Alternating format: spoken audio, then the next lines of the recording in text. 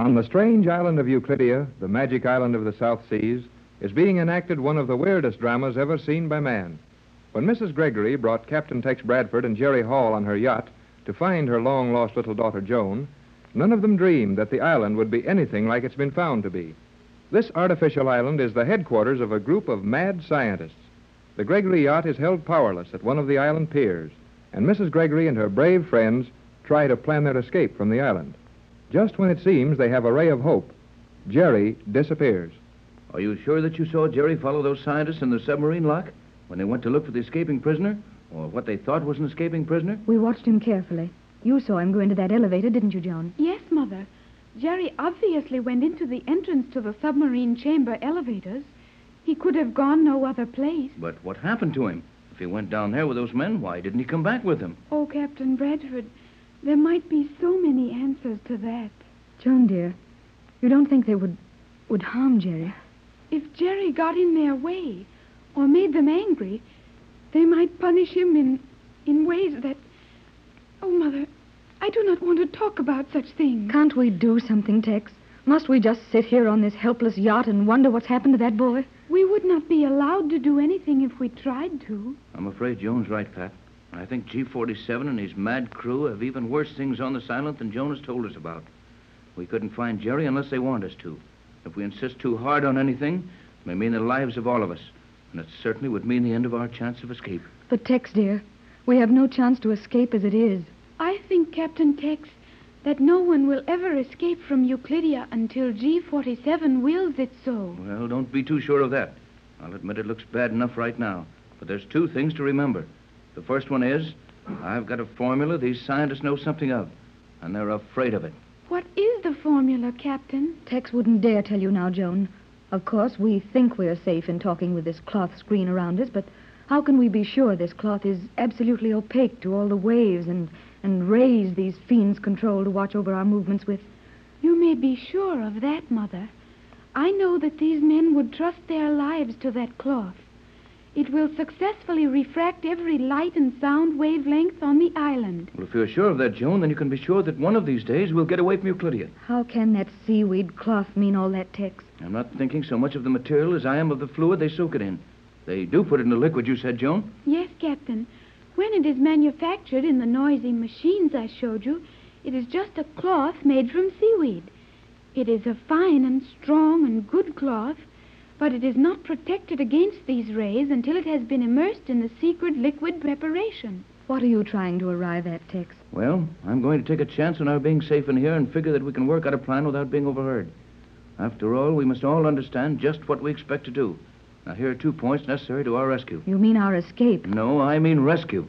I'm ready to concede that escape is absolutely impossible. So that leaves rescue as our only hope. But, Captain Bradford, surely you must realize that rescue is also impossible. On the contrary, dear. We have some things in our world that you know little about. All we need is to get a message through to the government of our country, any civilized country, and a fleet of battleships and airplanes would destroy this island within an hour after they had sighted it. No, Mother dear, you are mistaken. Your battleships would mean nothing here. Tex, do you realize what Joan means? Is it possible? Not only possible, but probably a very conservative statement of a plain fact. A battle fleet helpless? But how? With what? I haven't been able to find out yet. Probably we'll never see all the weapons here. But I know without seeing them that this colony of scientific criminals could undoubtedly destroy any war machines a civilized world could send against them. You are right, Captain. G47 and the Euclideans have ray guns, no larger than a man's arm, which will destroy a battleship with only a little crying sound. What is the range of these rays? I am not sure, but they will not shoot accurately as far as one of the large rifles on your battleships. There you are, Tex. The heavy armored ships could stay out of range of those ray guns and shell the island. Yes, and their projectiles would fall all around the island and never touch it. How is a metal projectile, fired at long range and high trajectory, going to enter an area so magnetized that a large boat is held powerless by magnetism? No, there's no help to be expected from that quarter. And a weapon which might penetrate the defense here could not be brought within range. It would be destroyed. Then it's just about hopeless, isn't it, Tex? No, it's going to be hard, but not hopeless. I don't see what you can be thinking of. We haven't any weapons I ever heard of which would destroy this place, and you admit our battleships and planes would be useless. Do you know of something in your country which will destroy Euclidia? Something which will rescue us from this terrible island? Yes, Joan, I do. Just how it can be used and how we are to get word to our friends that we want them to attack and use this weapon, those are things we've got to figure out. What do you propose to use, Tex? My formula. But no one knows the formula except yourself. You would have to send the formula to someone, and how can we do that? We can't even use the radio without G47 hearing it. And he would get the formula if you attempted to give it to your friends through the air channels. Yes, I know that, but there must be some way to get that formula to the government chemist in some civilized capital, and we'll find out what that way is. But what is the formula, Captain? I know that G47 wants it. It was for that reason he allowed your yacht to reach this island, and my mother to find me.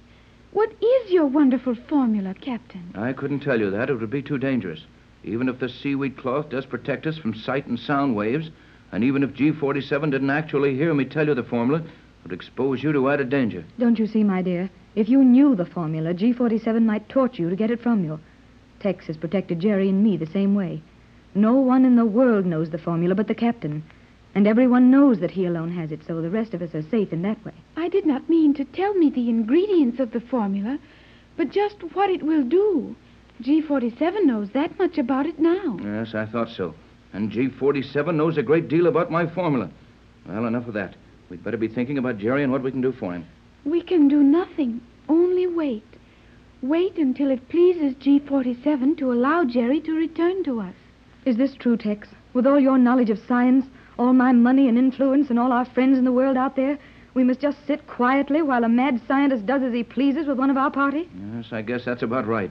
Here we are, sitting in a cloth room within a little cabin, trying to plan an escape from the most powerful man the world of science has produced. I wish Jerry were here. You do not understand the terrible things that could happen to him here on this island. Don't you think we ought to go and look for him, Tex? I'm sorry, but I don't. Whatever has happened to the boy, it's something G47 has planned to have happen to him. And for the sake of ourselves, our rescue, and possibly the safety of many others, we've got to keep quiet and let G47 do as he pleases. I think there's no danger of his hurting Jerry, or any of us, unless he gets my formula, then. J12C calling J24Y. Hello, J24. There's Johnson. Hello, J24Y. Hello, Bradford. J12C standing by. Your last message received and logged. Your position 29 south, 124.30 west. Can't understand why no signal from you, since I warned you of storm center at 27 degrees south. We'll be standing by when possible. Johnson standing by. Good old Johnson. He'll get to us some way.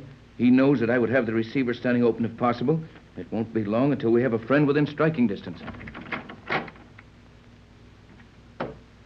Hey there. What's the idea of the tent? Oh, it's Jerry. Come inside the little tent, Jerry, and be careful not to leave any opening. Boy, have I had a time. And have I seen things. They didn't hurt you, did they, son? No, not yet.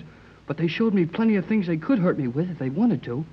I've been in their local observation chamber, looking through the instruments that let you see everything on the island, and inside it, too. Could you see us in here? No, sir. This cloth is the real stuff. I could see through every other place on the yacht, but this cabin just showed as a black square. We couldn't see or hear anything you were doing here, but we could see the skipper. Oh, then our plan to keep the skipper in hiding is blown up. I was of the opinion that it would do no good to hide him in the hold of the boat without this cloth to cover him. No wonder they weren't more worried about his escape attempt. And of course they gave up looking for him just as soon as their instruments located him on the yacht. I guess they let me see all that, just so it would scare us out of not trying any more tricks on them. Yeah, we're going to try one more, just the same. You're sure we can talk freely here, kid? Oh, absolutely. This cloth stops all our loud and sound waves. Okay, then. Pat, will you and Joan take a few turns around the deck, just to be sure no one surprises us while Jerry and I work out a little plan? Of course, Tex. Come on, Joan.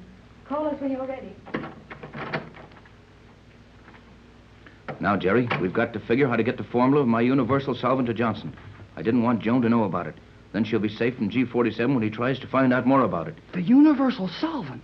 So that's the formula? Yes, Jerry, I've actually got the formula for a universal solvent. Oh, swell. Oh, but when you make some of it, What are you going to keep it in? You're all right, kid. You use your head, don't you? Well, I figure that if you have something which will dissolve everything in the world, it would be impossible to keep it in any container. It would just eat right through it. Good boy. But I can do it just the same. And I'll show you how when the time comes. Just now, we've got to figure how to get the formula to Johnson. He's a lot closer to us than he was, right now. Gee, how do you know that? We just heard his signal. I'm keeping this set hot all the time. Only the receiver, of course. And Johnson said he was standing by. And that the latitude of the storm center is now 27 degrees south. That's all in our code. I remember. He means he's on his way here with a boat, and he'll stand along north of us at latitude 27 south till we can get a message to him. Right, kid. And even if they intercepted his message here, they wouldn't get much out of it. Now I know how Johnson can rescue us, if I can figure how to get that formula to him. But with this magnetic fog of theirs intercepting all our messages, how can we do that? Heck, a cold would be too dangerous for that formula. There is only one way I can think of that a message can be safely run past the automatic protection ring on this island. Is there really a chance, Tex? More than a chance. And it's all thanks to Mrs. Gregory's good sense that they're on board. She's carried them on every cruise we've ever made and trained them constantly. Now they're going to save us all. They'll get that message to Johnson.